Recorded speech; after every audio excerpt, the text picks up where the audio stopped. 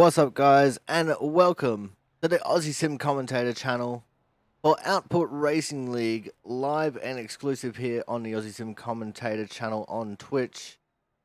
And we are here for the Gases on the Right 120 from the Iowa Speedway, and the cars are already on track, and as you can see, it's going to be a very foggy race that we have here. As looks like Andrew Perkins has picked up the blue cone. He's just got rid of it.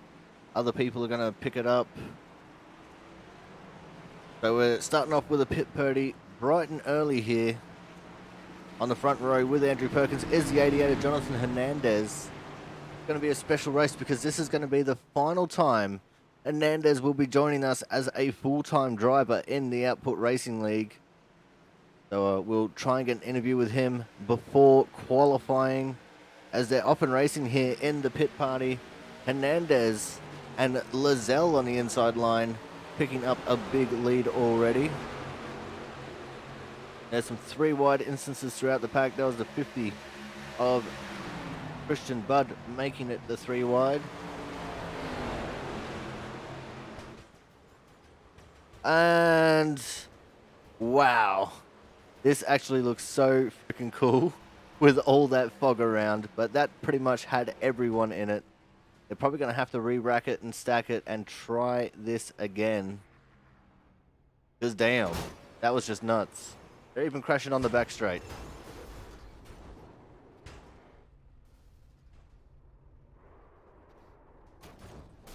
So yeah, it definitely looks like we're going to have to re-rack and stack and try it again.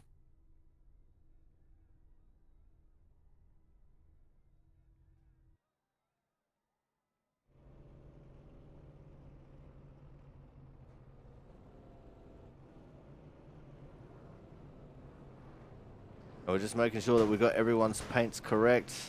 Look at these guys stacking up on the pit lane like that. Don't worry about Kyle Kraus missing fenders there, or Michael Watkins missing a fender there. That's just a byproduct of viewing the damage model. There we go. That looks like a better paint for the 88 of Jonathan Hernandez.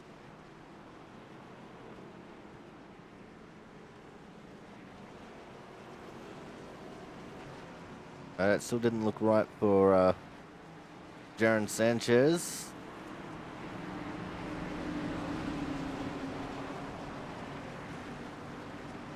Just have to wait for all paints to load in properly, I guess. Yeah, it says that there's a whole bunch of them still going.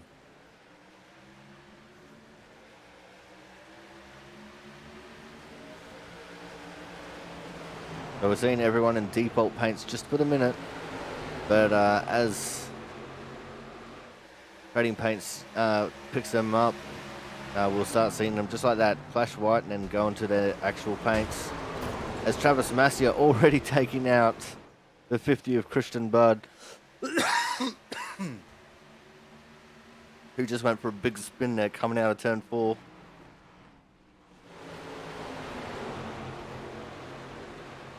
Still waiting on most paints to fix themselves up here, as the 17 of Stephen Peplinski goes for a spin as well. Very loose setup in these cars. You have to be right on the ball to be able to drive them right. They can get very tight over the run. Start off fairly loose and tighten up a lot, especially if you don't look after that right front tire. The 48 of Andrew Perkins still sitting there against the wall coming out of turn 4. We want to make a move on here shortly, unless that's what he was waiting for. Oh, as Jaron Sanchez has gone around and has been collected by a couple cars. Oh, we got another big one. This could be a very interesting race. It could either go really well, or it could be absolutely disastrous. That is the fine line we're going to be treading here with this race. I did participate in the practice race yesterday, and we actually had a really long green flag run. It was only broken up by a very late caution.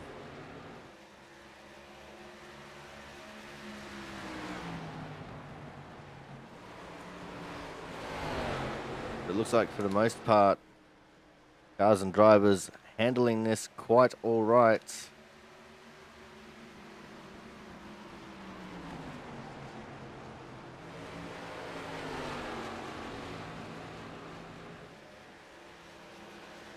So just to give you guys an idea how much vision these drivers have got, we're going to jump into the onboard camera here for Jonathan Hernandez.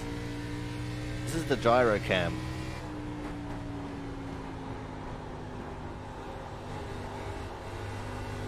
And you can barely see that car that's up in the distance there ahead of these guys. Look how bad the vision is.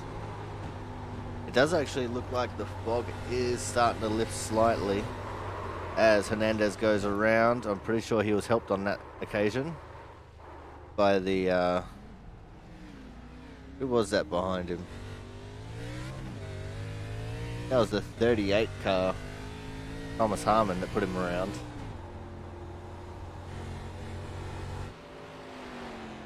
But you know what, let's bring Hernandez up and have a quick little chat with him here.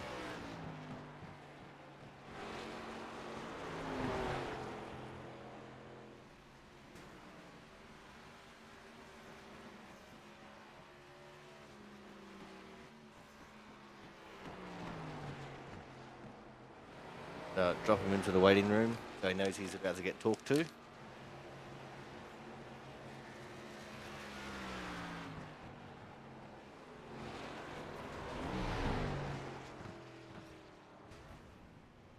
Hey, Jonathan Hernandez, Corey up in the booth. Do you have a copy? Hey, Corey. Now, mate, this is going to be your last race here with us as a full-time driver. What's the feeling and the emotion like coming into this race knowing that fact? Well, I mean, it's that you get that feeling of, man, after what 2 years essentially of racing here, I'm not gonna be able to do it anymore. Full time basis wise, I'll probably show up for a race or two if I get a chance. But at the same time, it's like, man, during this practice session, is like sums up of what I've felt that I felt throughout this my journey here. It's a lot of fun. You hear everyone laughing, cracking jokes, just trying to have a good time.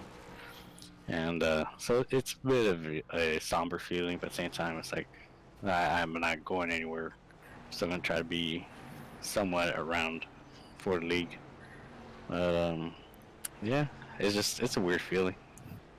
All right, so how are you going to approach this race then? Because obviously, with you retiring from full-time driving, that's going to take you out of the running for the championship. So is it just going to be a balls to the wall kind of race and just try and get that win? Well, that's the plan. At the same time, I don't want to cause anybody that's still running. We still got but almost everyone here running for a championship, and I don't want to be the cause of something that costs someone a championship later on down the road, especially with our short season now. At the same time, we're just gonna do moves I always want to do. Late race caution, stay out, try to see what I can do with it, and just go for the win. Like I said earlier, we're gonna either contend for the win or go home on the record. All right, man. Well, before we let you go, anyone you want to give a quick shout out to while we're still under practice here? Well, yeah, of course, I got to start off with y'all. Jaron, you, Brian. Everyone on the output guys. They've pretty much helped me a lot ever since I came back to iRacing. And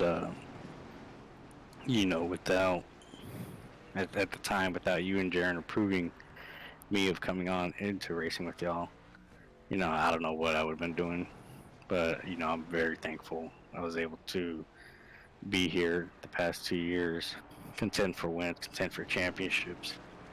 2 years, you own 3 wins. It doesn't say a lot, but at the same time, the amount of talent we have here, and the more it grows every week. And I'm just thankful I was able, get some wins, especially last year with probably the biggest one with Christian, beating Christian actually at Richmond. And knowing how fast he is, that's probably the highlight right there. But at the same time, us, everyone here, just going all out. Um, it's just, I'm very thankful, first of all, for y'all, and of course, I gotta thank my family for supporting me through this journey. I gotta thank, my team. They, of course, they watch. They always ask me after, how I did everything. I'm just, like I said, I'm thankful I was able to be a part of this. Hopefully, later on down the road, I'll be able to come back full time and pick up where I left off. Well, and just having a quick little look at your career stats right now. With the Output Racing League, you've had 71 starts with 5 wins, 33 top 5s, and 11 poles. That is definitely not a career to, stuff your nose at. It's a very good career, man. Hopefully we do see you back racing full-time in the future, but I know you got bigger and better things on the horizon for the moment. So good luck with all your future endeavors. Thank you for the years that you've been here racing with us, man, and we look forward to seeing what you can do in this race. Or hopefully later tonight we'll be talking again. Oh, I definitely hope so, Jonathan. It'd be an absolute pleasure. All right, man. Good luck for the race, and hopefully we're talking later on. Thank you. Good luck with the fog conditions right here. It's already a challenge, mate. I can guarantee you that. All right, guys. That was the 88 of Jonathan Hernandez. As we just covered, his last race full-time with us here in the Output Racing League. It's going to be an absolute tragedy to see him go, but, life finds a way, and that is what happens. And how are those career stats, by the way? Like, they're actually pretty damn incredible. 71 starts, 5 wins, 33 top 5s, 11 poles. He's led 699 laps. And he only has an average incident of 0.05 incident points per lap. That is incredible. He's a clean driver. He's a good driver. He's top 5'd just about half of his races. 46% top 5 finishes. That is crazy.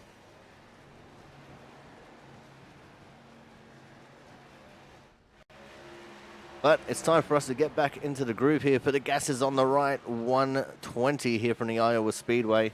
Currently sitting on top of the timetables is Christian Budd in the 50 car with a 23.665. That is currently 0.04 faster than Matt Horton, who is taking up the second position. We currently have 26 drivers registered for this race. Only 25 of them have taken times. I did participate in practice a little bit, but my time doesn't count. I'm sitting in 16th, I think. But either way, my time is definitely not counting.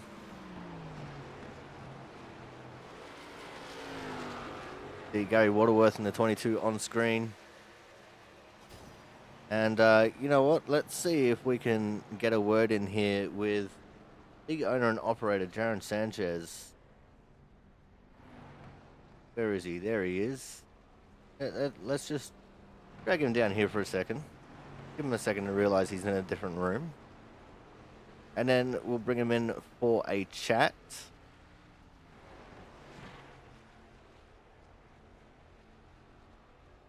Hey, Jaron, Corey up in the booth. Do you have a copy? Yes, I do. Now, man, I'm kind of springing this on you, but I want you to reflect on the career that was Jonathan Hernandez. Obviously, his final race full-time with us. We just had a chat with him, and, very humble driver, very good driver at that.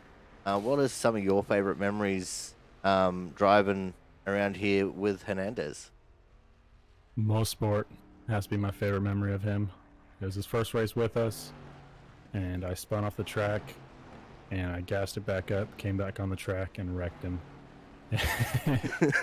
And we've been besties since. But he's been a good driver, a good friend, and he's still going to be around. He just can't commit to Tuesday nights every week anymore. So hopefully he gets maybe a promotion quickly that take him off night shifts for pretty soon here. I don't know, but yeah, gonna miss him on the track, but he'll be around. Now, well, looking at his career stats, just earlier, and he's got a very illustrious set of career stats there, including 46% of races run. He's gotten in the top 5. He's done 71 starts and 33 top 5s. Absolutely incredible numbers there from Hernandez. Yeah, he's definitely got some wins and a lot of good finishes. I feel like when he joined the league, he wasn't that much better than me, and then he just got really good really quick and kind of left me in the dust. But I try to learn something from him and the other fast drivers in here every week, and I feel like I'm getting better just slowly. All right, Darren. Well, before we let you go, anyone you want to give a quick shout out to? Yeah, shout out to Corey in the booth, and the rest of the drivers for coming out. Mother Nature for giving us some incredible weather here, obviously, and my wife and my kid. All right. Well, thank you very much for your time, Darren. Good luck in the race as we're about 15 minutes away from qualifying. Yes, sir. Thank you. Have a good night. All right, guys. So that was league owner and operator Darren Sanchez, and Mosport. That's definitely something that Jonathan will never let Darren forget about.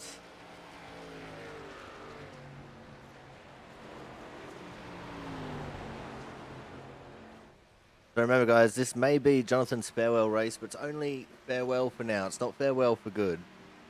But it's always good to just have these little bits of reflection time.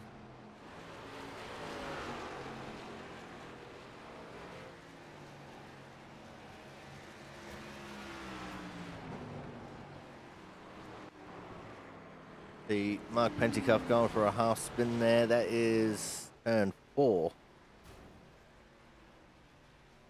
It's going to be hard to tell turns which with all this fog around. Definitely very easy to tell the straights apart.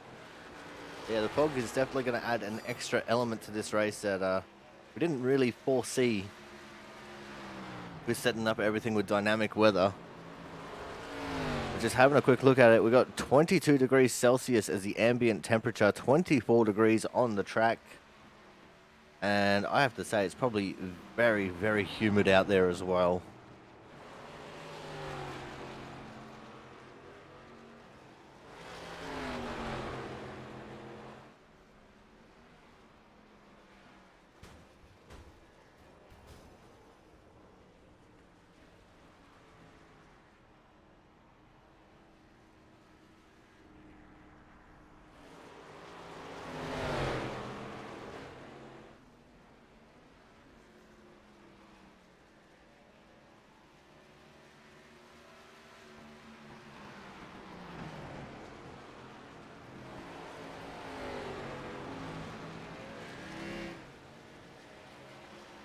There's Matt Burgess on the screen, another one of the regular competitors here that has been here since near the very beginning.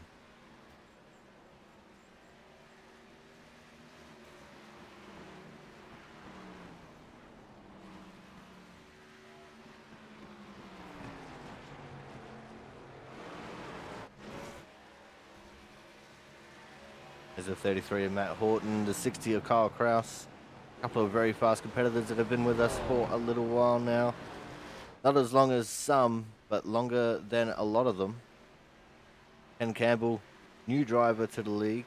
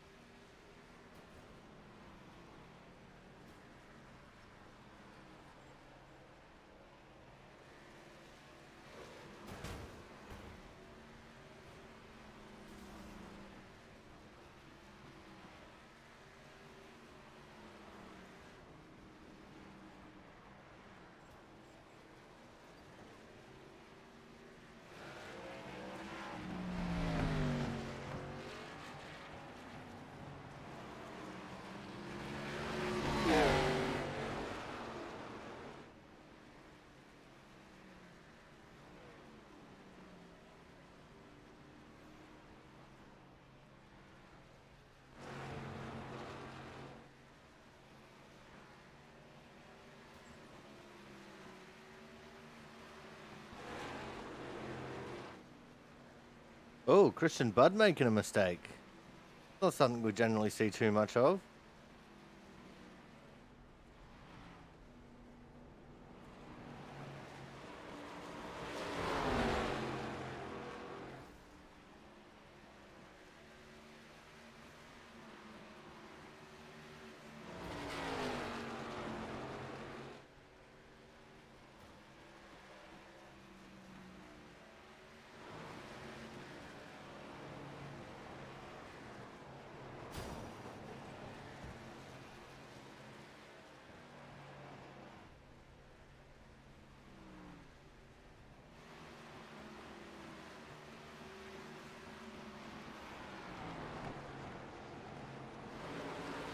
It's 38 Thomas Harmon. Thomas, quite far down the order here in 14th.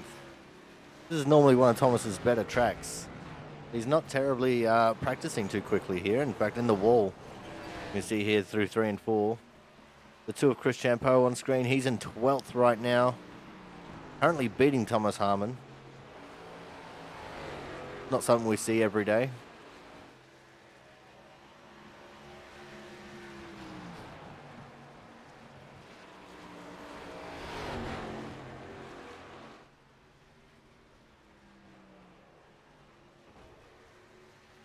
Chris Champeau definitely looking pretty good at the moment. Quick time for him at the moment is a 23.928.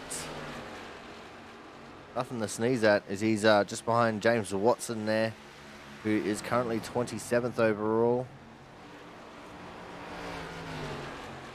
I got a lot more cars in here than we did previously when I was talking about how many people are in the server.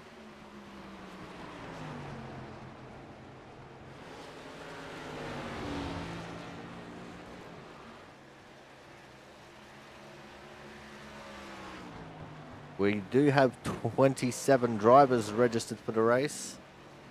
26 of them so far have taken times. 28 people in the server so far. That's including myself. Strength of field 28.04. That does include me. Oh, as Chris Champeau gets it all wrong and gets absolutely smashed by Kyle Kraus and John Lazelle. Travis Mascio going for a loop as well on the back straight. As we are nearing ever closer to the end of practice here. Rob Tracy, the 14 car, also having a bit of trouble there with the exit of turn 2. And now we have everyone laying down lap times. Jonathan Bell, the last car who did not previously put down a lap time, currently 22nd.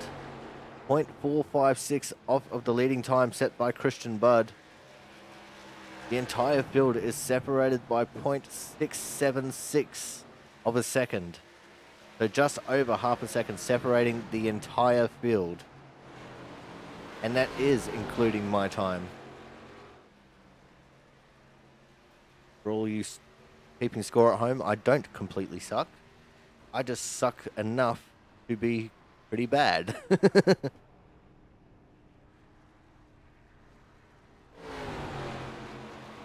We have just about 5 minutes left here of practice.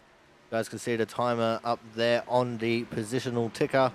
5 minutes, 15 seconds. We see the RX-7 of Frank Isaacson. He's got the Mazda sponsorship on it. Not sure if this is a one-time deal for him running the RX-7 or not, but he's taken it for a spin for now. You can hardly see all the tire smoke amongst all of the fog. As I said, this fog is definitely going to play havoc with us. We're kind of stuck to using just onboard cameras and these close-in tight shots, because anything else, and it just won't quite work properly.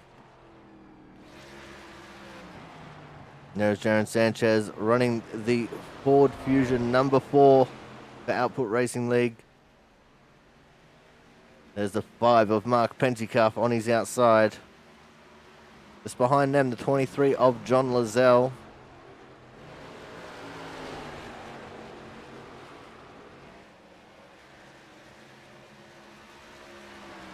Sanchez currently 4th position in practice with a 23.765.186 off the lead. Don Lazelle's gone for a spin there, coming off a turn 4. And I think we're going to be seeing a lot of self-spins in this race. Got a lot of people here today that did not participate in practice yesterday, as Stephen Peplinski just got absolutely freight trained by Kyle Kraus. I couldn't see who that was behind Kyle, but there was definitely no stopping that. Got the 14 of Rob Tracy back on the screen as well. Currently in 15th is the 14 car. 0.363 off of the leading time set by Christian Budd. Christian's fast time now is a 23.599. There's Gary Waterworth, who's gone for a spin. I'm not sure if that was helped or not. You see Frank Isaacson sitting on the middle of the back straight.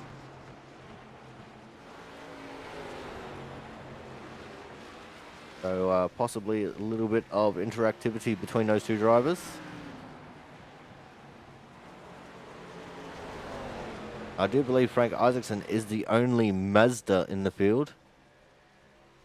Most other people choosing to run either Ford, Chevy, or Dodge. The majority of the field is Chevrolet. Oh, as the 2 of Chris Champeau has gone for a big old spin. Oof, that is a hard impact. And 2 of the 21 of Brian Chambliss there in the background as well. There was another person beyond that I couldn't see. Michael Watkins in the 36. He's running the Ford. And he's in the wall. He got yeeted all by himself. Then he experiments with alternate dimensions to get off the wall, and it worked. Probably not to the trajectory that he would have liked.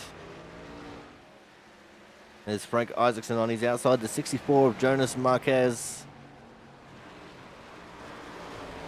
Normally both these drivers supporting autism awareness, but obviously Frank today running the Mazda, deciding to switch it up a little bit. Oh, Brian Chambliss absolutely nowhere to go in that situation.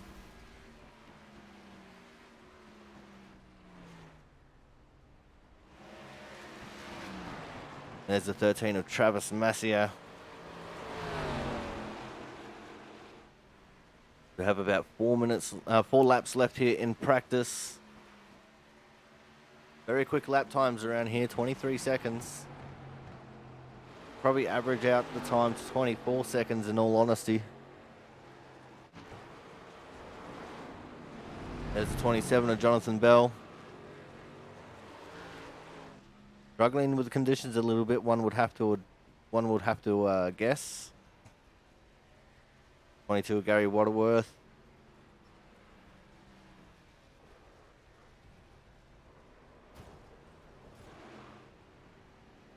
There is John Lazelle in the 23. Not that you guys can see him all that well.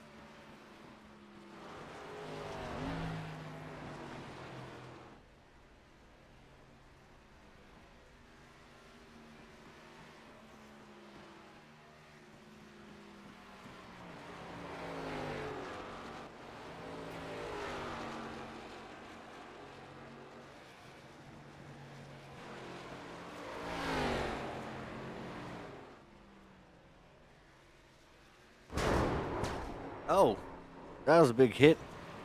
Lazelle and Matt Horton. I know, Marquez and Matt Horton, I think that was. As that is the end of practice, guys. Time for qualifying. So we will be back when qualifying is over. Make sure you guys stay tuned. All right.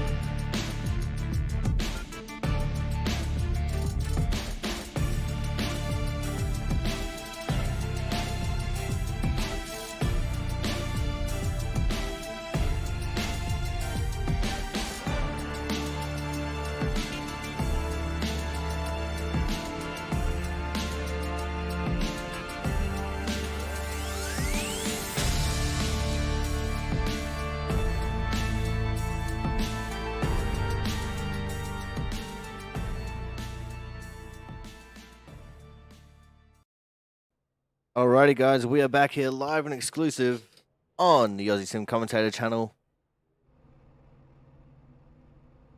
For the gas is on the right, 120 here from the Iowa Speedway. On the pole will be the 50 car of Christian Butt on his outside, the 4 of Jaron Sanchez. Row 2 will be the 27 of Jonathan Bell and the 33 of Matt Horton. Row 4 is going to be the 22 of Gary Waterworth and the 12 of Matt Burgess. Row 5, P7, going to be the 36 of Michael Watkins, and on his outside will be the 28 of Austin Hakes. We've got Ken Campbell, who is going to be out of the 9th position with Tommy Bordeaux out of 10th. Got John Lozelle, Rob Tracy, James Watson, Chris Champo, Brian Chambliss, Kyle Kraus, Frank Isaacson, Travis Amasia, Thomas Harmon, Anthony Perkins, Joseph Weaver, Sean Peachin, Mark Pentecoff, Stephen Peplinski, Jonathan Hernandez, and Jonas Marquez wrapping up the field. 24 cars took times. The entire field who took times, minus Peplinski, because he was very far off. I think he might have had a mistake in qualifying. So up to Mark Pentecoff in 23rd. The entire field separated by half a second. Peplinski was 9.5 tenths off, and Hernandez and Marquez not taking times.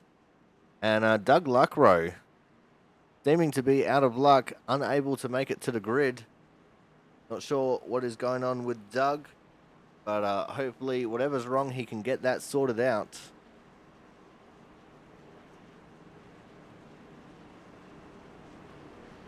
So we have 26 cars to take to the track. We've got 1 in the garage and 1 in the commentary booth, bringing the total number of people into this server to 28 with a 28.04 strength of field. This is going to be a fantastic racing spectacle that we are about to witness here for the gases on the right, 120, live and exclusive on the Aussie Sim Commentator channel from the Iowa Speedway.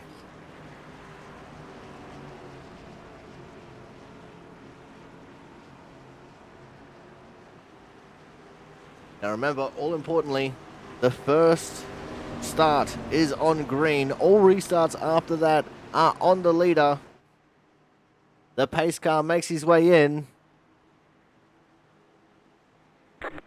And we're off and racing here for the gases on the right, 120, live and exclusive from Iowa Speedway. And already the 50 of Christian Budd taking to the lead. The 4 of Jaron Sanchez trying to hold on the outside line there. Not quite able to do so. Slots back into the 2nd position. Matt Horton taking 3rd with Jonathan Bell in 4th. And it looks like everyone is surviving the first lap. We're going to focus on crashes here just to make sure everyone is surviving. And yes, no crashes on screen, which is good to see. Everyone survived the first lap clean and clear. Let's go back up to our leader now, the 50 of Christian Budd. And he's already gathered half a second on the 4 of Jaron Sanchez. And this front straight camera is probably going to annoy me a little bit here because of how far away it is from turn 4. Gonna see a lot of fog going through there.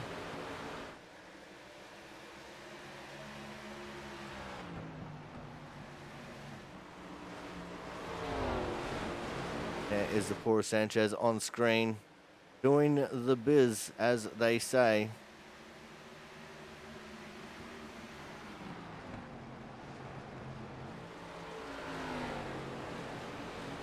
And it looks like we might be having to experience a little bit of an internet issue here. Hopefully nothing too bad. And it can get sorted out pretty quickly here. It looks like things are starting to stabilize out now. Still a very foggy racetrack, but the night lights have come on.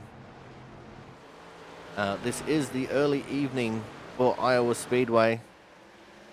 So the lights should be trying to take effect here. Hopefully, with these low lights that we got in the corners, that should help to illuminate the corners a little bit better. Try and dissipate some of this fog.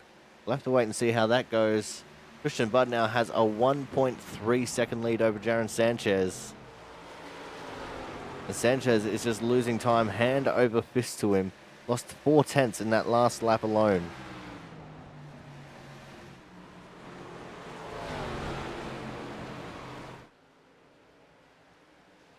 There's the 33 of Matt Horton just behind him, looming ever so slightly.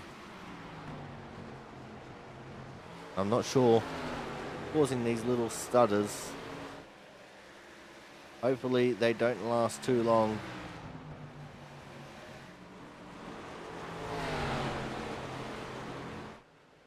I do know that Chrome can be a little bit of a resource pig, and that could be what's going on, as all things have just gone wrong for me. My entire computer has just frozen.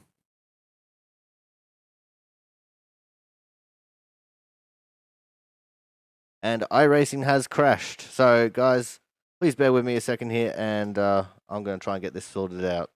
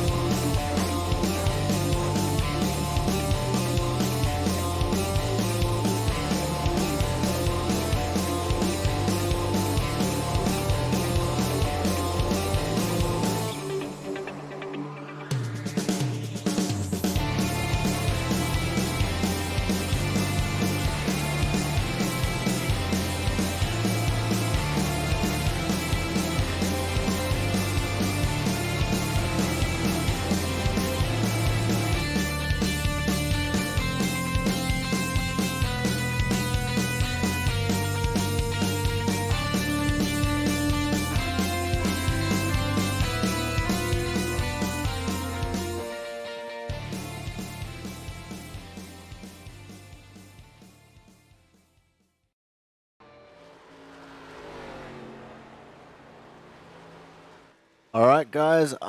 We are back here for the gases on the right. 120 here from the Iowa Speedway, and unfortunately, we've missed out on a little bit of action here. Christian Budd still in the lead and by a long way, but something has occurred to the 24 Frank Isaacson in the RX-7.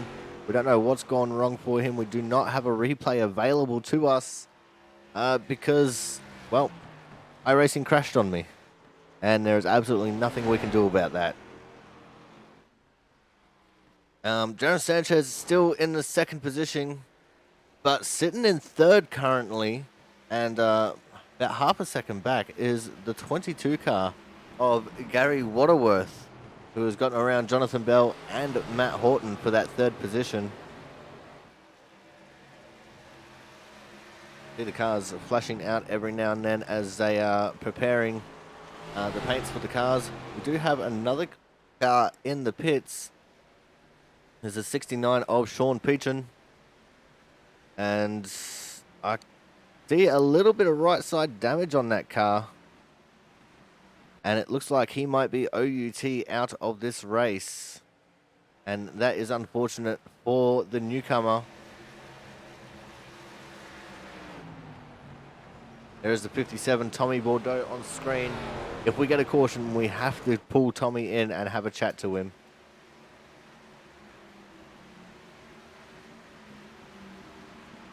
Tommy is one of the nicest people you'll ever meet, and he is an absolute pleasure to talk to. And he disappeared from us for a while. We lost him for about 1.5 years, but he's back with a vengeance right now.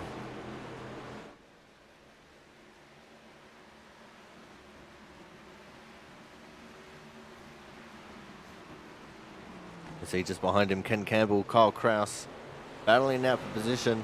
Those two battling it out for the 13th position.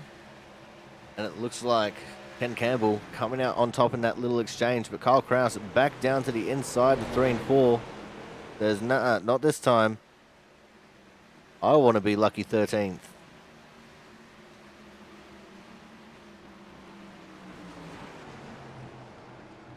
We'll just have to keep an eye on this battle, see how it will unfold. There's a 17 of Stephen Peplinski just behind them. Lurking in a pretty nice position there. Just behind them too is Rob Tracy. No problem. As we had the driver chat active there and we didn't even know it. Go back to focusing on crashes. It just puts us back up to Tommy Bordeaux, who's now under pressure from Kyle Kraus himself.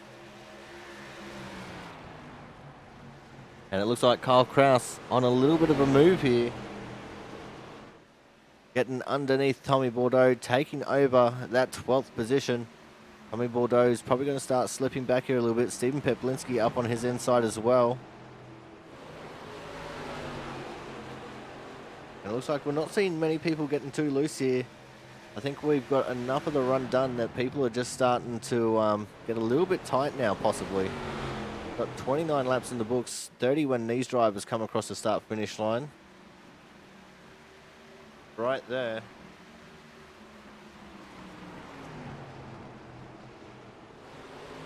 So that is 29 laps complete.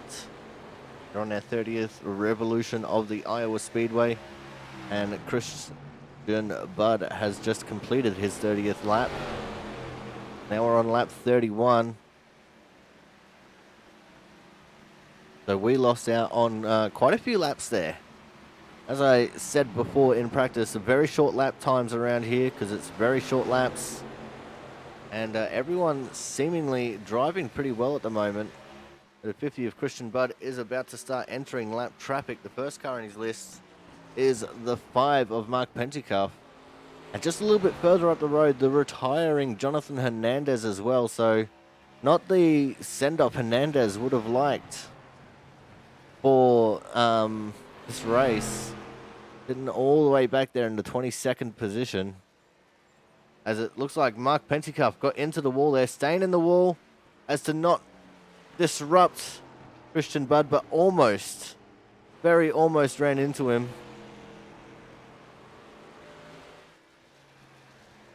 There is Penty Cup on screen.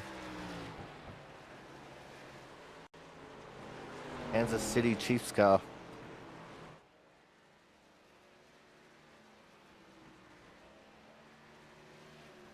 Let's jump on board with the 4 of Darren Sanchez. We're going to look out of the back of his car here. There's Gary Waterworth back there. That's what half a second looks like. Very foggy half a second, but half a second nonetheless. The fog has actually dissipated a little bit as day descends into night. So it's definitely going to change things up a little bit here. We do know fuel is going to last a very long time for these drivers. It's all going to be a question about tyre wear, honestly. See what kind of tyre wear these drivers can get as Darren now starting to catch up to the 5 of Mark Penty Cup as well. That's 1 second out the front window.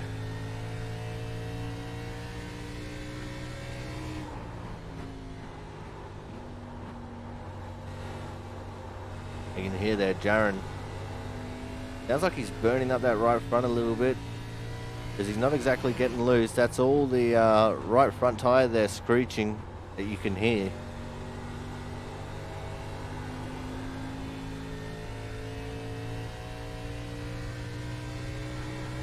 Let's jump on board with the 50 Christian Budd.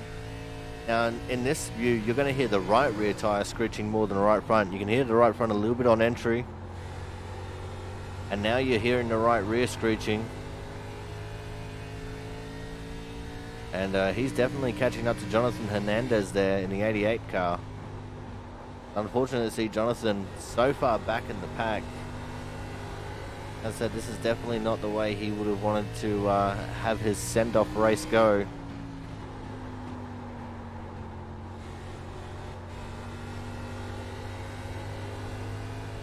Let's go back into the outside view now.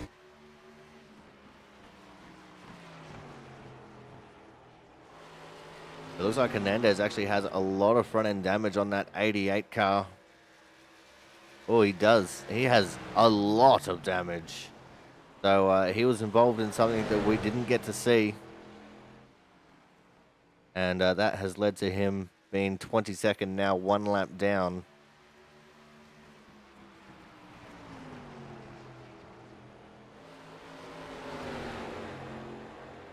Go back to focusing on crashes, see where we end up, and we're back with this group again. Kyle Kraus and Stephen Peplinski catching up to Chambliss and Austin Hakes. So they're looking at getting into the top 10 here because Austin Hakes in the 10th position. Just in front of him is Chris Champeau. Chambliss runs very wide, allowing Kraus to get up underneath him. And Chambliss taking a lot of the wall there. That's going to slow him down. It could also lead to a tyre rub, which could lead to tyre failure as well.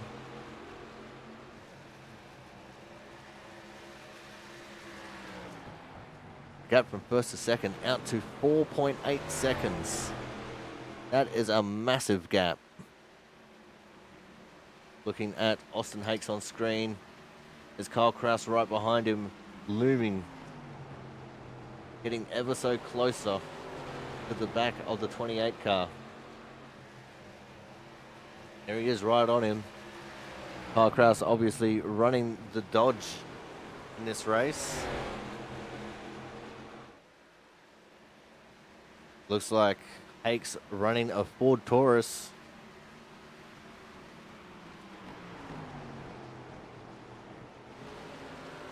Winston no bull car. See some Zippo sponsorship on there as well.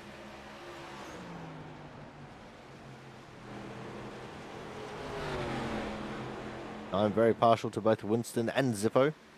I do love my Zippo collection. I have 3 genuine Zippos and I love every single one of them.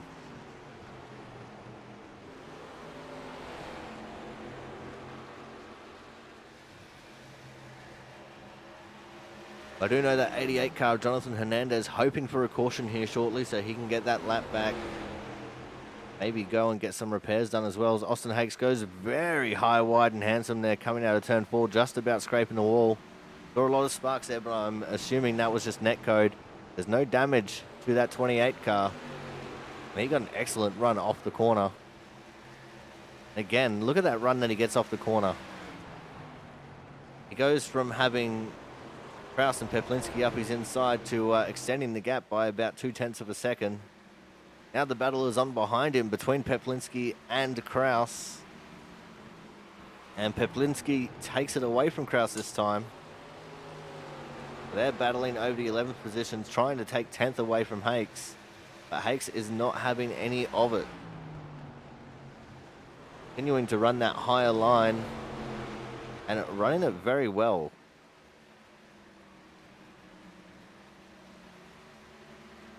And they're also starting to catch up to the slower car of Mark Pentikoff. Hakes this time running the lower line. He just doesn't quite have the speed that he does on the high line, as now he is on the outside of Pentikoff. Peplinski a little bit blocked in there. Hakes kind of used the 5 of Pentikoff as a pick.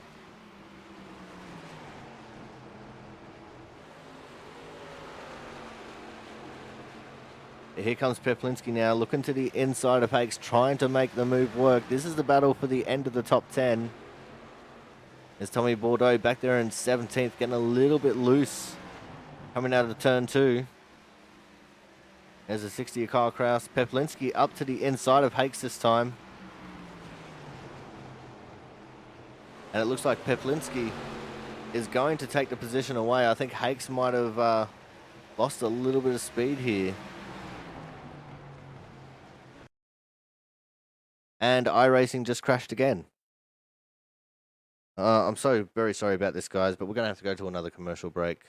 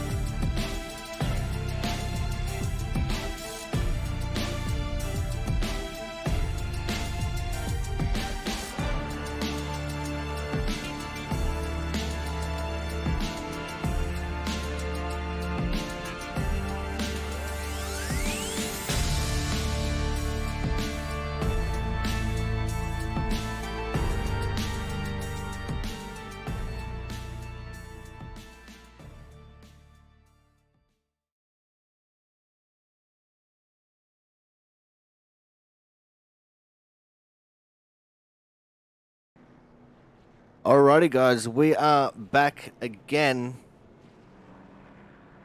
And this time, we are indeed under caution. I'm not actually sure what's unfolded here. Looks like it possibly involved the 64 and the 13 cars, possibly. I don't know.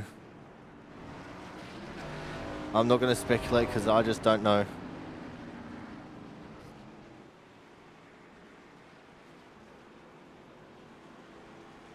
But currently your standings are Christian Budd, Jonathan Bell, Jaron Sanchez, Matt Burgess, Thomas Harmon, John Lazelle, Chris Tempo, Joseph Weaver, Stephen Peplinski, and Matt Horton, your top 10.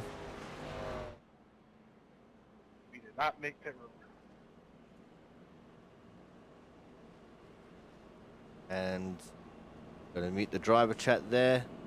See the 48 of Perkins and the 88 of Jonathan Hernandez, both in the pits.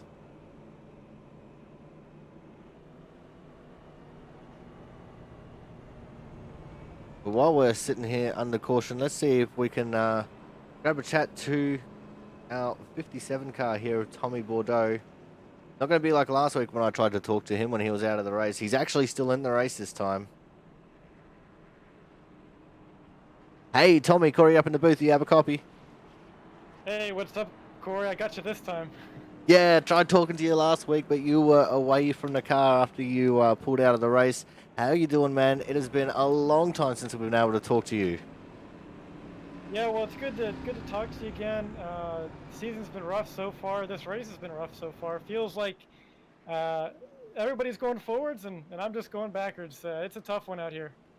It definitely looks like a tough one. Is the fog playing a little bit of havoc with trying to look for your turn-in and slowdown markers? The fog's not too bad. It was bad in practice, but it seems like it's burned off a little bit here in the evening.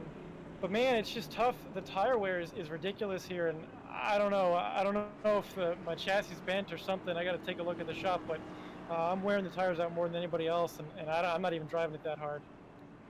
Well, hopefully, man, you can get that fixed for the last run in the race, because we all know it's about the possibly last 20 laps more than the first 20. And with 120 laps in this race, you know, you still got time to work on that thing and get it up towards the front, mate. Yeah, I appreciate it. I hope it's going to take a miracle for me to talk to you again tonight, but you know, who knows? Stranger things have happened. That's exactly right. Any shout-outs you want to do just before I let you go here? Yeah, real quick, shout out to Jaron and the boys for running output. Good to be back. Been a while. Shout out to TWB Technologies, Halcyon National, and GardenLightsDirect.com, as well as the boys Austin Hakes and Joseph Weaver. All right, well, thank you very much for your time, Tommy. Good luck on this restart, and hopefully we do get to talk to you later in the race as well. Thank you. I hope so too, Corey. All right, guys, that was the 57 of Tommy Bordeaux. We had to bring him in and have a chat to him. It's been too long. Absolutely too long. Right, but back up to the front of the pack. It looks like Christian Budd, our leader, has chosen the outside lane. This is the first time we've seen lane choice really take effect. The Christian Budd on the outside, Jonathan Bell on the inside, Matt Burgess in third, and actually no, Jaron Sanchez in third, Matt Burgess in fourth, but Matt's ahead of Jaron on track just because of being behind the leader. And we're off and racing again. Good jump there for the 50 car. And a decent jump for Jaron Sanchez as well. Looks like he's possibly going to hold on to that third position. Go and have a look to see if he does. Oh, Matt Burgess in the wall. Cautions breed cautions. Didn't get a caution that time. There is also some drama at the back by the looks of things. Oh no, the 57, Tommy Bordeaux involved. Got the 14 car involved and the 64 as well. The Jonas Marquez, a lot of damage on that car. A little bit of damage to the 57. And the 14 of Rob Tracy in the pits with major front end damage. That's not very good for any of those drivers. That has possibly just ruined their races. And we have a safety car on track. The 28 car. is the one that I think we have it for. Austin Hakes. See what happened here to Austin. So it's coming off turn 4. Got the damaged Jonathan Hernandez car just behind him.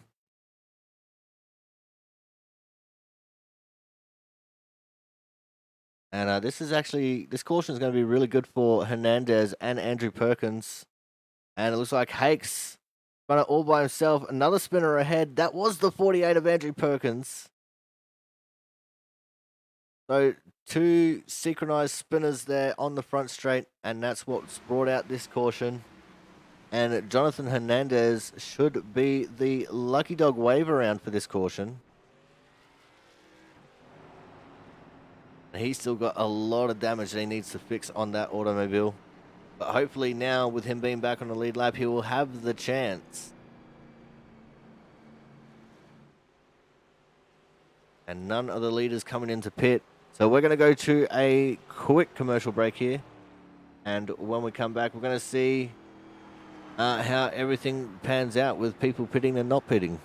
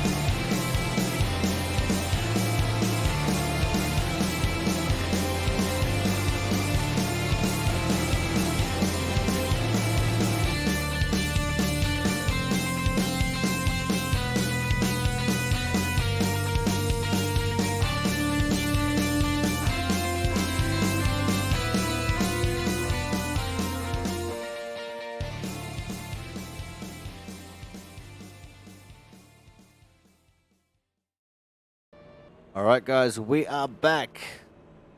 And with the inclusion of Jonathan Hernandez back on the lead lap, we're going to have 19 cars on the lead lap for the restart here. Fortunately, it looks like we've got 3 retirements. Andrew Perkins, Sean Peachin, and Michael Watkins retiring from this race. We had one that did not start. And Frank Isaacson in the pits, he's been there for 14 laps. Rob Tracy in the pits, he's been there for 4 laps. Jonas Marquez is 2 laps down. He's been in the pits that whole time. Like Frank Isaacson making his way back out onto the track now.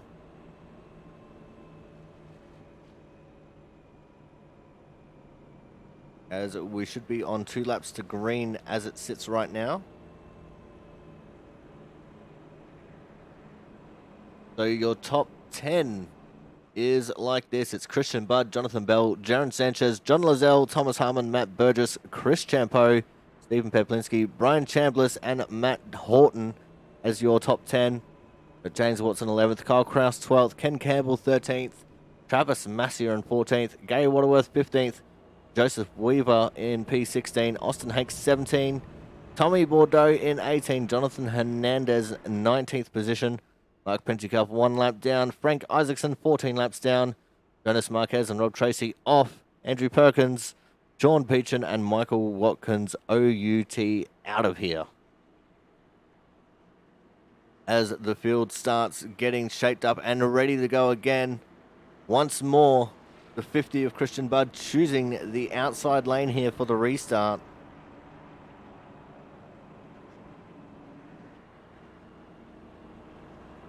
And on this restart, we're going to open up the radio waves and do a little bit of a crank it up here. Although it's not very cranked because we don't have the crank it up cameras available to us.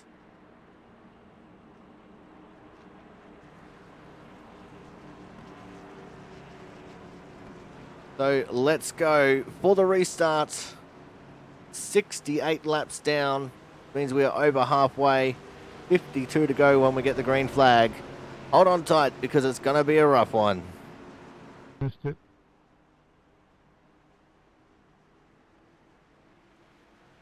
Go, go, go. Green flag.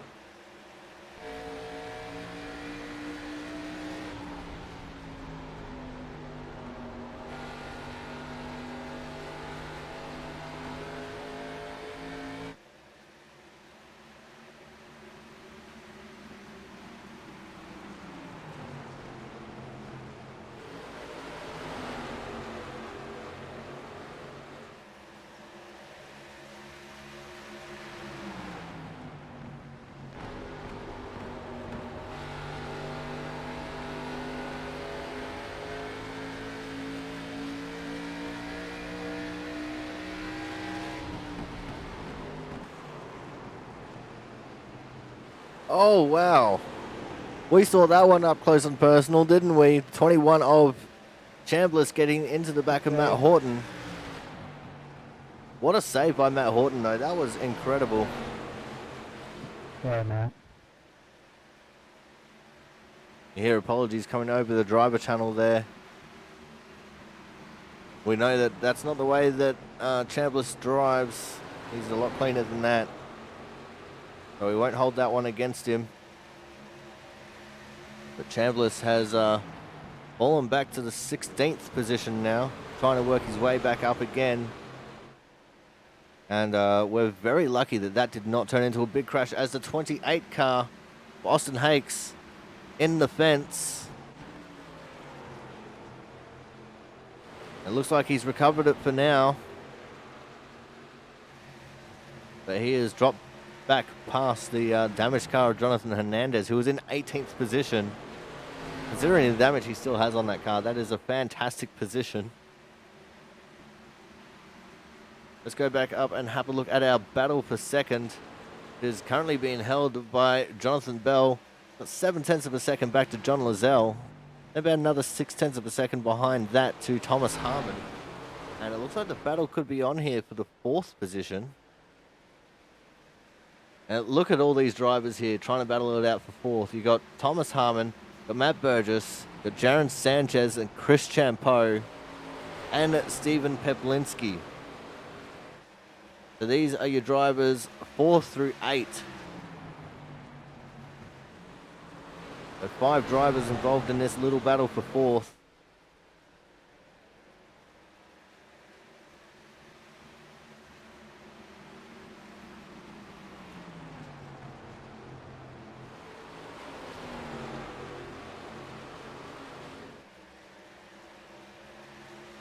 I'm just still hoping that we don't see another unfortunate circumstance of the server crashing on us. As we're still keeping an eye here on the battle. Now 3 wide battle for 5th. Peplinski goes to the extreme inside of Sanchez. Was trying to go to the inside of Champeau. Did not work out at all for Sanchez. He drops all the way back to P8 now. And that 2 of Chris Champeau is looking very racy. Likewise with the 17 of Stephen Peplinski.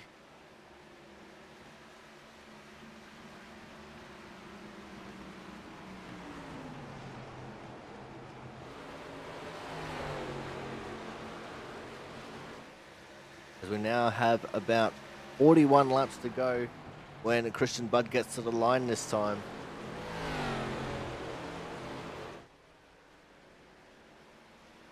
I believe the drivers can definitely make it on fuel from the last stop there.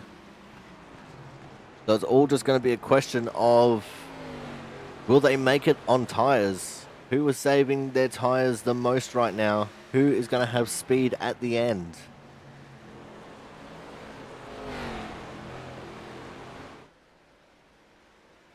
That will be the ultimate question.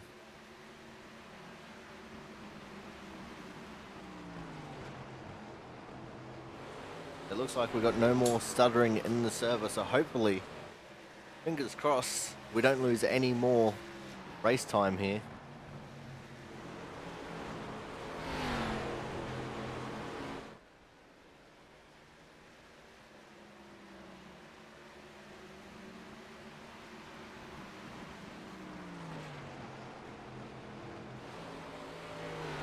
Peplinski's navigating around quite nicely there in the 7th position.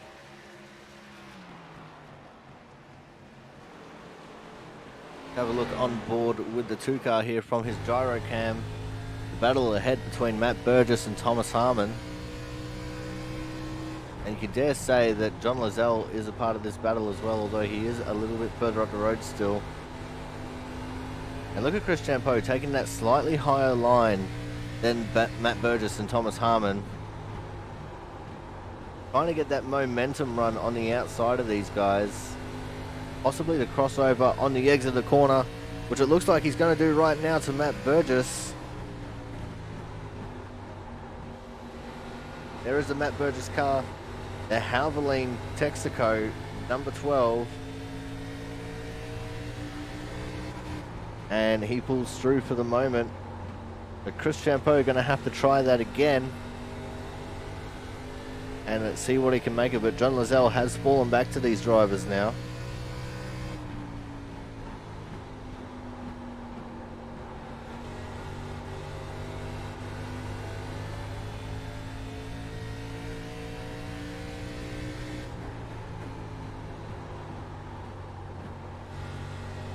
Have a look at Chris Champeau. Look at that. He is not blinking. See the absolute determination in his eyes.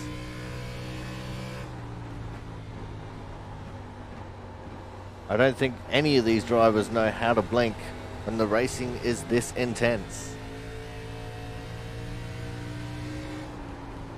Let's see if we can get our other camera angles to work now. Look at that. That is not bad at all. The fog is definitely burnt off. We wouldn't have these camera angles if it weren't burnt off a little bit, so we can see more of the cars now. Don't have to be so super zoomed in.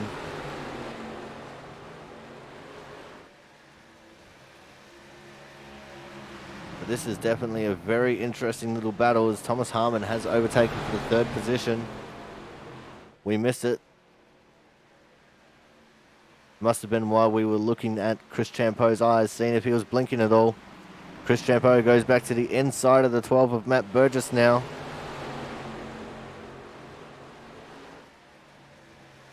It doesn't quite looking like he's going to be getting that position there on the inside, although he is going to try again in 3 and 4. Stayed side by side with Matt Burgess that whole time. Peplinski is there as well in the 17.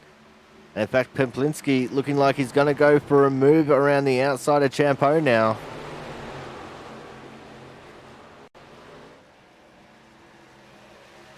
But Chris Champeau, by trying to go for the move on the inside of Burgess, kind of stuffed himself up. Now he's stuck in this side-by-side battle with Peplinski.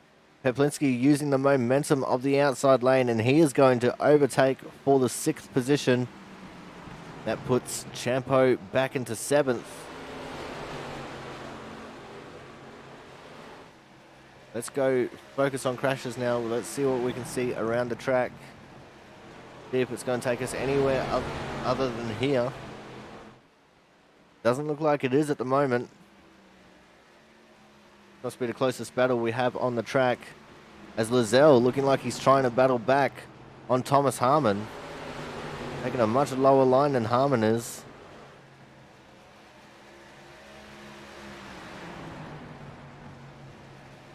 Just not quite working out for him yet. We've got 29 laps to run in this race. I think we should go for another quick commercial break here. And when we come back, we'll be taking it to the end. So make sure you guys stay tuned.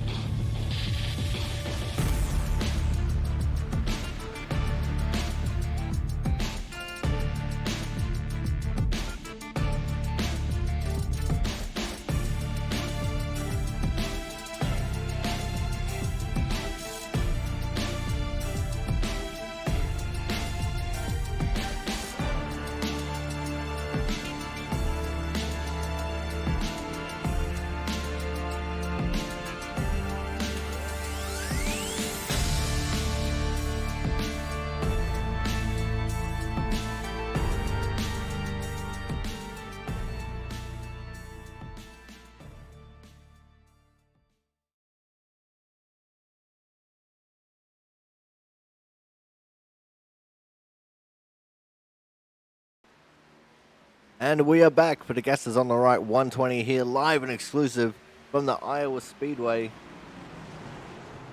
And this battle is still raging on for third. Still a 4-car battle. Chris Champo's kind of dropped off the back of this battle a little bit, so it's only 4 cars involved. Although he's not far enough back to be considered a non-combatant in the battle, I guess. Although here comes Peplinski now, looking to the inside of Matt Burgess. Burgess using the momentum of the high line to maintain position.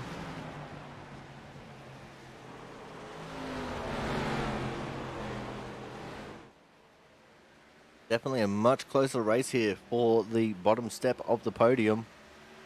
Here comes Peplinski again, looking to the inside. Oh, almost contact there between the two drivers.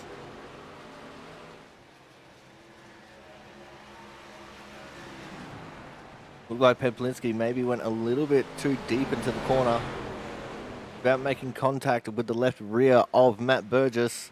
But both drivers seemingly hanging onto it now. Peplinski trying to change strat here, looking to the outside.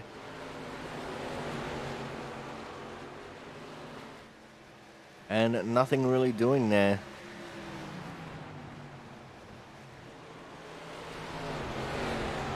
This has actually lost time to the two drivers in front of them now.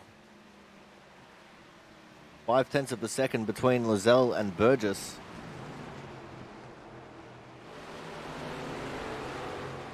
And he's not technically out of the battle, but he's not exactly right in it either.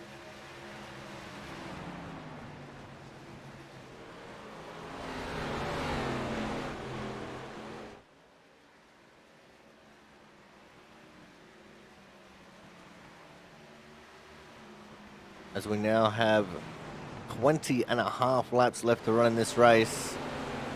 It is still all absolutely the Jonathan Bell show. The Christian Budd show, sorry. Jonathan Bell sitting there in P2. He's just gotten around Frank Isaacson. And I do believe he is actually running faster than Christian Budd at the moment. He was 0.02 of a second faster than Christian Budd that time.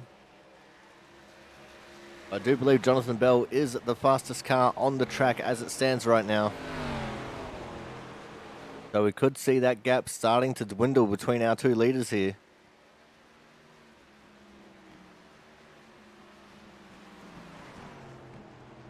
I mean, it's only a couple hundredths here and there, but you know, they do still count.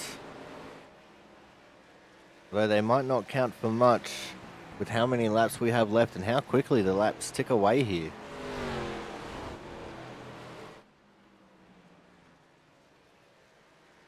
It's almost as if, unless we get a late race caution, not going to be too terribly much that Jonathan Bell can do. In fact, he lost a 10th on that lap.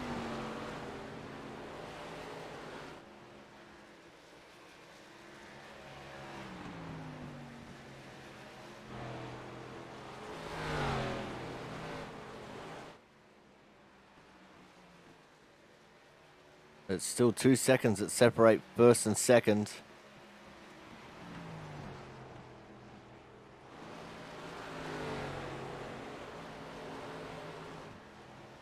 Christian Budd just dipped into the 25-second bracket. Jonathan Bell still just holding on to the 24.9s. Let's go and have a look at the back of Christian Budd's car here. What 2 seconds looks like from behind.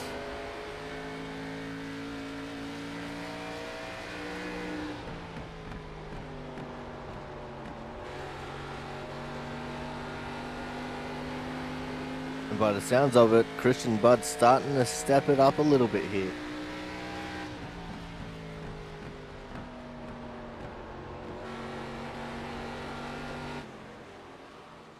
Now let's ride on board in the gyro cam of the 27 car. That's what 2 seconds looks like from inside the cockpit of the 27. As Christian Budd starting to encounter some more lap traffic ahead. It's Jonas Marquez and Mark Pentecoff ahead of him.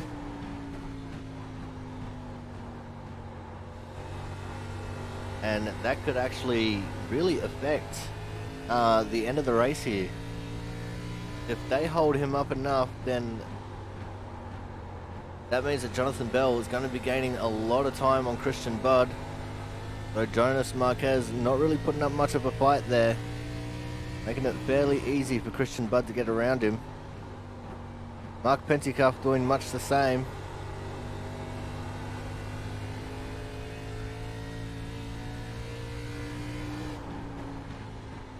Yeah, both of them let him around fairly easily there.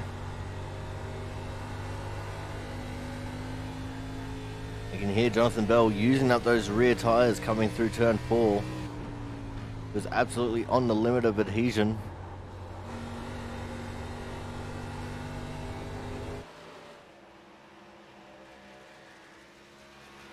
Go see if we can find another little battle here. Go back to this battle for 4th. Got Peplinski, got Chris Champeau, and you have the 12 of Matt Burgess as well. He's just looming in the background there, Kyle Kraus. And John Lozelle in 4th is just a little bit beyond this battle. If you look at Kyle Kraus, he's got Jaron Sanchez behind him.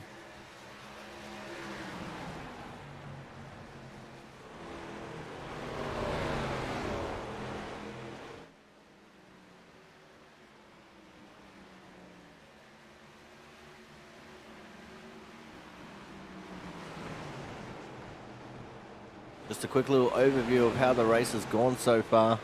We have 18 cars on the lead lap. Matt Horton, who was on the lead lap until very recently, has taken it to the pits as the move is on between the 12 and the 17. Very close quarters racing between Matt Burgess and Stephen Peplinski.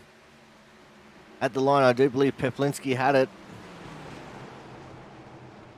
But Matt Burgess being very aggressive there on the low line.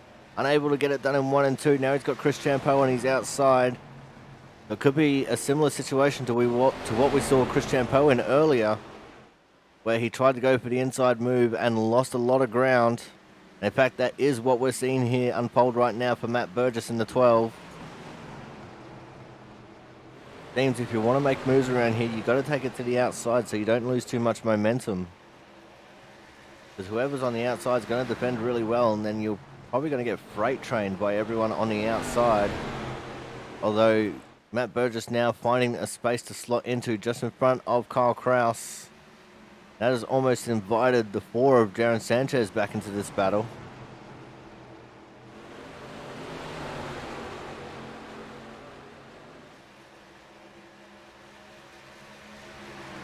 So here we have 18 cars on the lead lap. Mark Pentecoff, the first car, a lap down by being 2 laps down. Jonas Marquez and Frank Isaacson, 12 and 15 laps down respectively. It looks like Matt Horton, Andrew Perkins, Rob Tracy, Sean Peachin and Michael Watkins, OUT, out of this race. The last car on the lead lap is the 88 of Jonathan Hernandez in his swan song race here for the Output Racing League full time. As we have 5 laps left to run in this race now. As much as I love watching this battle, I'm probably going to have to leave it here shortly so we can go and check out what's going on between our front 2 drivers. Looks like the gap has actually extended a little bit between Jonathan Bell and Christian Budd. Out to about 2.5 seconds now. As you see Jonas Marquez there on the outside lane, just staying out the way as much as he can anyway. 5 of Mark Pentecoff there as well, running the high line. I think Mark's in the wall. He was very briefly anyway.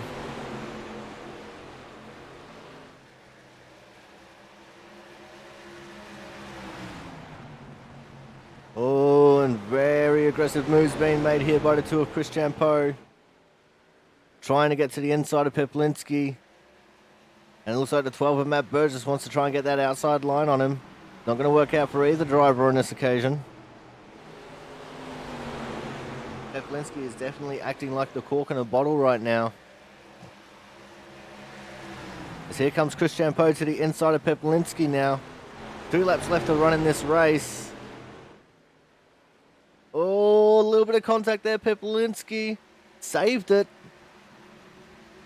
And the 12 of Matt Burgess now looking to the outside of Chris Champeau. Unfortunately, we're not going to be able to stick with this battle because coming out of turn 4 to start the final lap of this race is the 50 of Christian Budd. White flag, last lap, last chance to win it or wear it. And Christian can pretty much just cruise it in from here. Got 2.5 seconds back to Jonathan Bell. And he has just been so cool, calm, and collected this entire race as he comes through turns 3 and 4 for the final time. Your winner here for the gases on the right 120 from the Iowa Speedway, the 50 of Christian Budd. P2 will go the way of Jonathan Bell, and P3 will be the 38 of Thomas Harmon. And it just having a look at the battles there, Stephen Pepelinski held on to 5th, Matt Burgess is 6th, and Chris Champeau 7th. Darren Sanchez with another solid top 10.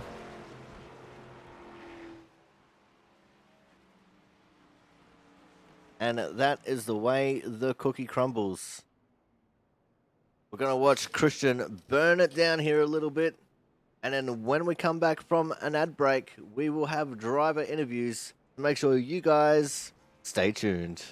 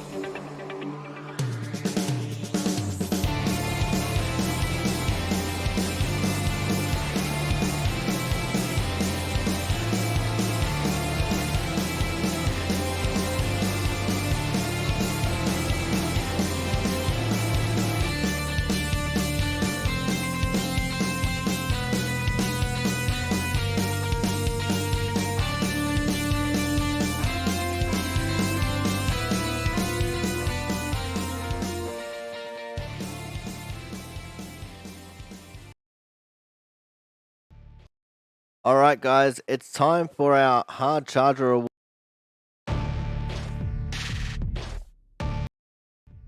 And today's Hard Charger is going to be the 17 car of Mr. Stephen Pepelinski.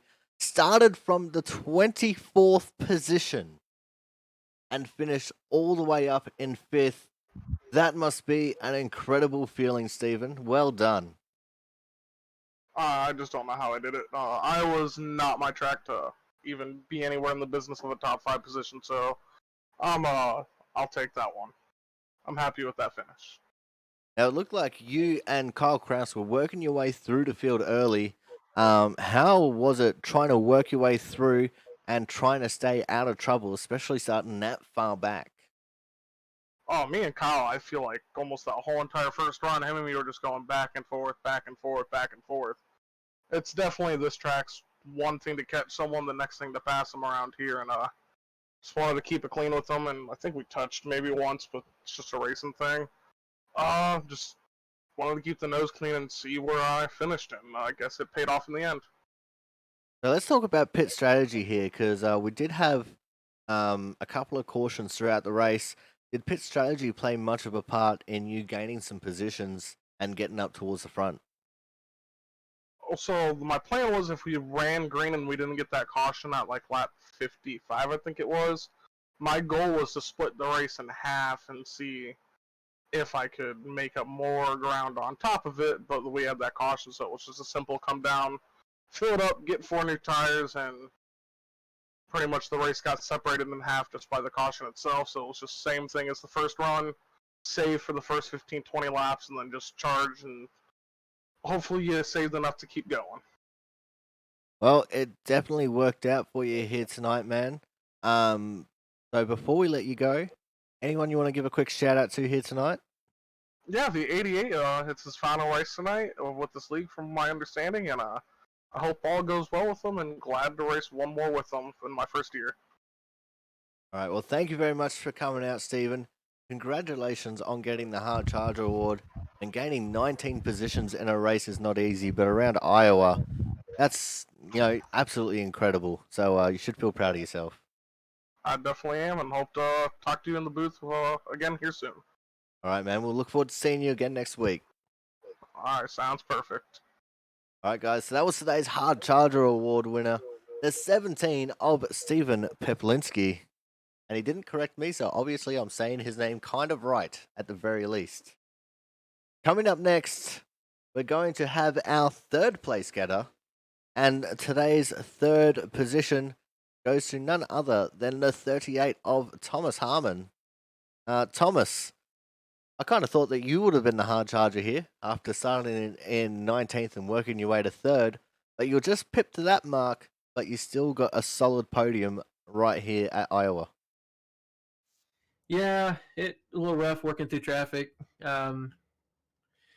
Messed up my qualifying and paid for it big time. Didn't help that I didn't get this car down all that well either, and so I was just kind of out there at that point.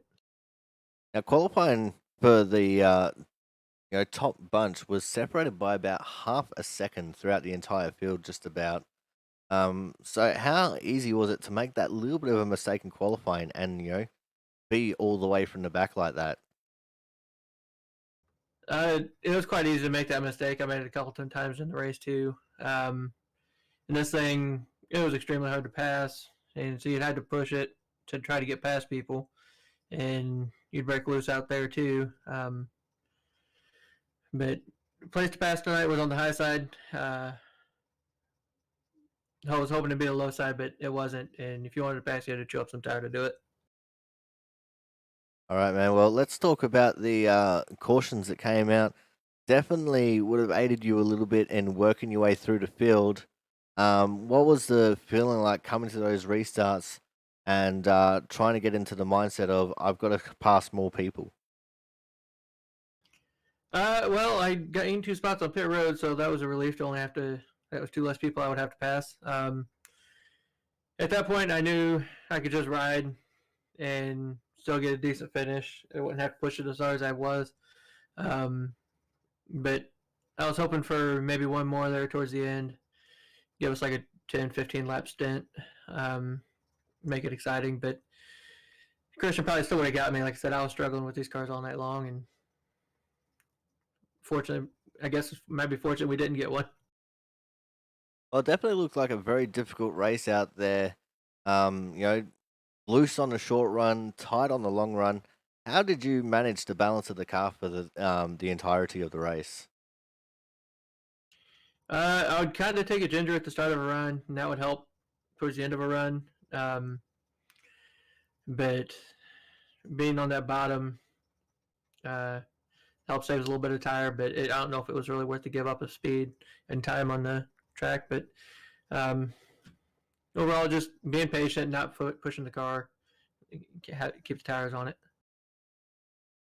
All right, Thomas. Before we let you go here today, anyone you want to give a quick shout out to? Yeah, you open the booth for broadcasting it to everybody, all the fans that come out and watch, regardless of who's stream they're watching, all the league admins, and all the drivers that come out each week. Now let's touch quickly on next week. Next week we're going to another short track, the very bumpy Rockingham Oval for 110 laps. What's the feeling like for you heading into Rockingham? I like the track, so I'm hoping that having another good performance there. Maybe the set won't be so loose on the start, but we'll see. Looking forward to it. All right. Thank you very much for your time once again, Thomas. Congratulations on P3, and we look forward to seeing you again next week. I'll be there. Have a good one. All right, guys. So that was today's third place getter, the 38 car of Thomas Harmon. And what an incredible effort that is. He started 19th and got to third, so it's only plus 16. But, that's still a very, very stout effort. Coming up next, we're going to have our second place getter, who had a much easier time than both our hard charger and third place getter, because he started from third, finished in second. So our second place getter for this race, of course, the 27 car of Mr. Jonathan Bell. Jonathan, a great race by you there, man. A little bit of a struggle there towards the mid parts by the looks of things, but you managed to gather it back up, and you're starting to catch Christian there at the end. Yeah, I only had like 14 laps of practice. This is my first time racing these cars here at this track. I've done plenty of laps in the other cars, but the 14 laps I had in practice, about 10 minutes before we went, it was all I had. So at the beginning, the first 60 laps of the race, it was a lot of figuring out what it was going to do and what it kind of figured out what I was doing wrong towards the mid pack, and then of course battling with those guys, Sanchez, Waterworth, and I believe it was Horton and Burgess there for a little bit back and forth. Kind of slowing me up a little bit. Not slowing me up, but we were just battling. So Bud was obviously able to get like a 7-second lead. But once they, I think Waterworth hit a wall a couple times, so did Sanchez. So once we got out of the pits after that first caution, it started second, and I was able to just kind of like basically follow Bud and see what kind of was doing wrong. And then once I figured out what I was doing wrong, I was able to keep pace with him for a little bit. Dropped off a little bit, doing just some inconsistent things. But other than that, yeah, it was once I got in the groove, it was fun. It was fun just looking at the time, our gap, and see either go down or go up. Now, we did see the lane choice rule coming into play in this race. What was it like starting on the inside of those restarts when you were restarting P2? You really need to, especially if you're on the inside of the leader, really need to get a good jump, because if someone hangs it on your outside, you're gonna get trained down on the bottom, because there's just you have to wait on to get on the throttle for the guys on the outside, so you don't arc up and hit them. So they get a lot more momentum, and it was gonna be it's hard to pass here, especially up front. Even if I would have caught Bud, I wasn't gonna pass him. But starting on the inside, you really have to try your best to get clear of the guy and get some room on the outside. That's why Bud took the outside line, because it gets you so much momentum arcing it down in turn one on the restart. All right, Jonathan, let's look forward to next week. We're going to the Rock. What is the feeling like for you heading to Rockingham Speedway? I don't even own the track, so I've never in any car have turned a single lap there at whatsoever. Seen plenty of people do it, watch streams, all that stuff. See it. I kind of get a rough idea of how the track handles, but I have no idea how the ARCA car is going to handle. So the feeling is nervous, because it's a bumpy track. These ARCAs, they can be a little unstable, especially even if they're tight. You hit those bumps, you can lose control, and depending on what the track's gonna be like, it could be really hot, could be night, could be cold. I don't know, but going into it, it's gonna need to put a lot of practice at first, so I don't wreck anybody. But confidence is low, to say the least. All right, man. Well, before we let you go here tonight, anyone you want to give a quick shout out to? Yeah, just thanks to you for the broadcasting. Thanks to Jaren for putting on the league, and thanks for Bud there mid race give me a little tip of what I was doing wrong. That's why I was able to kind of keep up with him. But yeah, just thanks to all you guys for coming out and hanging out and having fun every Tuesday night. All right, Jonathan, thank you very much for your time. Congratulations on P2, and we look forward to seeing you again next week. Thank you. Have a good night. All right, guys, so that is Jonathan Bell, today's second place getter, and what a decent run that was. He was starting to catch Christian there at the end. But now it's time to move on to our winner. And your winner for round number 3 of season 1 2021, the Gas is on the Right 120 here from the Iowa Speedway. It's, of course, the 50 car of Mr. Christian Budd. Christian, it's another one in the win column, man. Well done. You are a bloody robot, mate. Yeah, well, I told you I was really looking forward to these short tracks, and did not disappoint tonight. I thought it was a really good race, good set, fun to drive. Didn't really want to see that caution there in the middle of the race. Was starting to catch that lap traffic. That would have been pretty fun, but overall, just doing what we need to do. Now, we've seen you play the lane choice card there on those restarts. What was the thought process behind starting on the outside rather than the inside? Well, when you get to so since it's leader controls the start, I knew I was going to get the jump regardless, especially with the way the gearing was tonight. Everybody was restarting in first, and so it's a real quick shift, and that lets you get a pretty big jump. So I just felt like I knew I was going to be clear of second place going into one, and I could just kind of drive the corner normal and not have to cut up and then try and turn back down and all that stuff. So it wasn't really anything other than that. I mean, the other thing was, they were a little loose on cold tires and on the restart. So if somebody did get loose underneath you, you kind of run up and get the big runoff and clear them off of two anyway. So it's just really the better place to be on this track. All right, well, let's look forward to next week then. We're going to the Rockingham Speedway. What is the feeling like for you heading into the bumpy track of the Rock? Once again, as long as the setup's good, I think it's going to be a fun race. I really like that track. It's one of my favorite tracks, and it's going to be pretty single groove, I think. And with these cars, I've never really driven these particular cars there, so they're a little lower power than what I've used to there. But overall, I think it's going to be another fun race, and hopefully can win. I really disappointed we didn't win the last one. We would have been 3 for 3, but let's get everyone we can. All right, well, thank you very much for your time, Christian. Before we let you go, though, anyone you want to give a quick shout out to? Yeah, Gas on the Right for sponsoring the race. Aussie Sim Commentator for doing the broadcast, even through all the iRacing shenanigans tonight. And then, of course, check it out, twitch.tv/Christian Budd. And you can always watch the real thing happen live. So anyway, other than that, all the guys at Output, Jaron for putting on a league. And I will say, too, we've had a really good turnout so far for this league. Got some new faces in here, but so far so good. Everybody seems to be meshing well and pretty much enjoying driving with everybody. All right, Christian. Well, thank you very much for your time, man. Congratulations on another win, and we look forward to seeing what you can do next week at Rockingham, mate. Thanks a lot. All right, guys. So that was today's winner of the Gases on the Right 120, Christian Budd.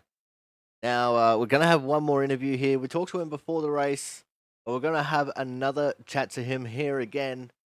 Of course, going to be chatting to the somewhat retiring Jonathan Hernandez. Jonathan, not quite the race that you wanted here today. 18th with a very heavily damaged car. What went wrong in this race? But and also, did you have fun? What went wrong was I was right about bringing home on the record. No, it's just an incident that, racing incident that I had nowhere to go whenever they started wrecking, and sadly, caution didn't come out. We already get the lucky dog, though, and at least finish on the lap. at least that's positive that I'll take. But yeah, I did have fun. This is what I mainly do here is just try to have fun. Yes, I'm very competitive, but at the same time, I want to have fun with everyone I race with.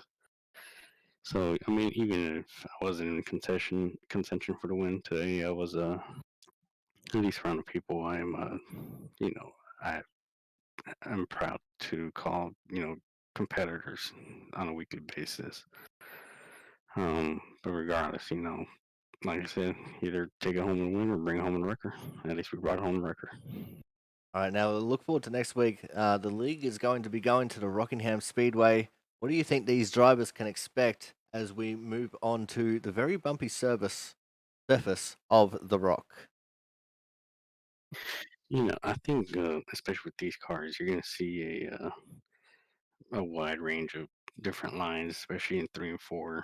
1 and 2, I think it'll be everyone's fighting for the bottom. 3 and 4, it's you can have the bottom, but we have the momentum corner exit on the top.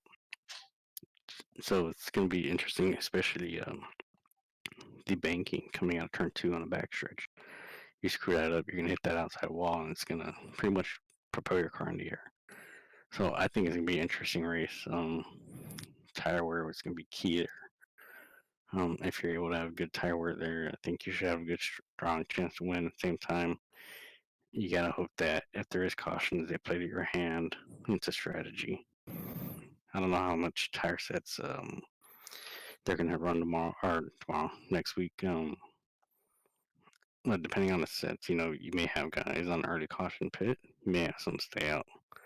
Um, but I think it's gonna overall produce a great race. Hopefully, I'll be on. I'll be back off work around the end of the race and chit chat with everyone and catch up on how the race went. But it's gonna be an interesting race. I'm looking forward to the rest of the season and seeing what everyone could bring to the table. Looking at the list right now, Christian has a pretty good points lead, but Bill, and Thomas are having good strong runs. So this is gonna be great. All right, Jonathan. Once again, I ask you to give some people some shout outs because this is your final race. I had to talk to you again before we let you go. So, who you got to shout out to here now that the race is over? Well, of course, like I said earlier, my family, supported me the entire time through this, and now that the landscape's kind of changing, I know they're still gonna support me, even though weekdays now are gonna be a little bit different.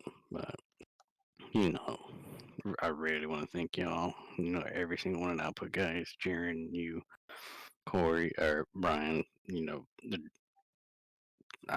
Thomas, who's pretty much helped me learn how to be a better driver. So is Christian. You know, they stepped to the plate and made me challenge myself on trying to keep pace with them. You know, I'm gonna miss running Tuesday nights here. Same time, it's not like I'm going away forever.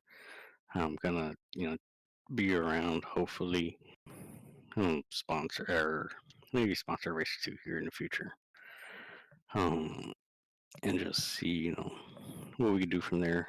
I'll be back, and that's a promise on that. I'll be back full time, but as for now, mainly hanging up the helmet and just be around the league and everyone around here, just trying to keep up with everyone. Hopefully, whoever new comes on will we'll find out how much of a challenging yet fun league this is going to be. And but my goal for this season, if I have the opportunity, I'm gonna try to do a broadcast race with you. Well, hell yeah, man. I look forward to it. If you do get that opportunity, I'd love to have you up here in the booth as an expert analyzer because I reckon that would be a lot of fun. Yeah, it's gonna be I always wanted to at least give it a try. I know Brian and a few others have already done that, and I kind of want to take my shot at it, see if I could either do better than them or I just end up being that bad at it and note to myself that I'm not cut out for broadcasting. But but no, I'm looking for the rest of the season. in the rest of the seasons that are going to come after this. You know, Jaren has a strong pathway for the way this league's going to be going in the future, and I'm looking forward to it. Hopefully, I'm still going to be around and able to help out, partake, in the moving change. All right, Jonathan. Well, thank you very much for coming out. Thank you for your illustrious career here with the Output Racing League, and we look forward to seeing you in semi-retirement, either coming back to talk to me in the booth or to participate in the odd race here and there. It should be an exciting future, and good luck in all your future endeavors as well, man. Because you are a very integral part of this league, and we all love you and respect you, and we can't wait to see all the good things coming your way. Thank you, Corey. Yeah, it's a bright future ahead for me. Um, it's not, for me, it's an honor to be, 22-year-old competing, high levels here in this league, and at the same time actually have a pathway for my future here. So looking forward to it. But like I said, y'all gonna see me around here and there. Hopefully, not too long later, I'll be back competing and trying to rack up some more wins. Probably get that first championship out of the box. Well, I do hope so, man. Be a very exciting thing if you do, because I know the party will go on for weeks. But thank you again very much, Jonathan, and we look forward to seeing you in the future. 10-4, Corey. It's been an honor. All right, guys. Jonathan Hernandez once more retiring from full-time driving, going on to part-time because he's got bigger and better things on the horizon than us. But guys, that is going to end off our broadcast for today. Thank you all so very much for coming out and supporting the league. Without you guys watching, then we are pretty much nothing over here. But in saying that, we are going to be moving on next week to the Rockingham Speedway. It should be a fantastic race, and we look forward to seeing what these drivers can do then. So over this week, good luck, have fun, die quietly. If you're on iRacing, make sure you enjoy getting away from the Daytona road course, because I know I'm very happy to be at Homestead. And until next time, guys, I've been your commentator, the Aussie Sim commentator, and I'll say ciao for now.